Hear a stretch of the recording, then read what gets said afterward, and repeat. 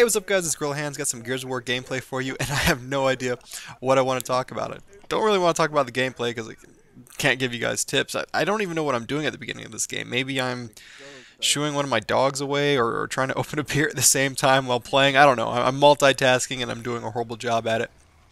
I guess speaking of beer though, which could make for an interesting topic, um, beer I'm drinking right now that I really like is a seasonal beer from a local brewery in North Carolina called Big Boss. It's called Harvest Time.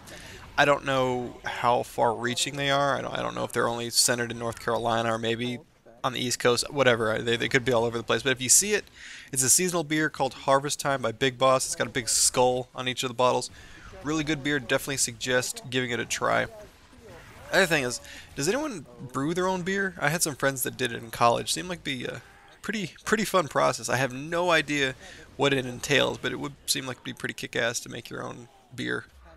I'd imagine the beer I'd make would suck in the beginning, but it's a learning process. Seemed like it'd be a fun little hobby to get into. But yeah, no, not going to talk about beer the entire time. I guess to talk real quickly about the gameplay, this is the second half of a King of the Hill match. I didn't want to include the first half because it's kind of boring. We beat him like 150 to nothing. Oh, I had to teabag that guy right there. He was using the sawed-off shotgun. Sawed-off users don't bother me. If you want to use the gun, by all means, use it. It's really not a big problem at all, especially if you know how to counter it. But if I down you with the Gnasher and I know you're using the sawed-off, then I'll proceed to teabag you and finish you off with a Gnasher blast to the head. So that's just standard protocol with all sawed-off users. But what was I saying? Oh yeah, I didn't want to use the first half because it was kind of slow, wasn't a whole lot of action, and I just didn't feel like commentating over the entire match. So just using the second round in here, a little bit more action. But I guess if I did want to talk anything about the gameplay, one thing that I really like about King of the Hill that I just don't see happen in other game modes or in other games is people all playing the objective. If you've played Call of Duty, and maybe people don't like this type of reference, but if you played Call of Duty, if you played Domination, for enough time, I'm sure you've noticed this, but people will not play the objective. You'll have people, maybe they're worrying about padding their stats, they want to get a super high KD, or they're trying to get a kill streak. Maybe they're sniping, I don't know, but for whatever reason, they don't play the objective. They don't want to defend a flag, they don't want to capture a flag, they'd just much rather play it like it's TDM. Not sure why, I don't know why people go into that mode. I guess it's easier to rack up kills, but yeah, whatever. But in King of the Hill, in Gears of War 3, everybody goes for the objective. If you're a new player, if you're a veteran player, I've never really noticed anybody trying to treat it like it's TDM. It has happened in rare situations. I think maybe once or twice ever I've noticed people kind of sit in the back and try to pick people off, but it's not that effective, and every time I've seen that happen, they've lost horribly. But yeah, for the most part, and I don't know why that is. I don't know why people are so much more interested in playing the objective in this game versus other games, or at least when you compare it to Call of Duty.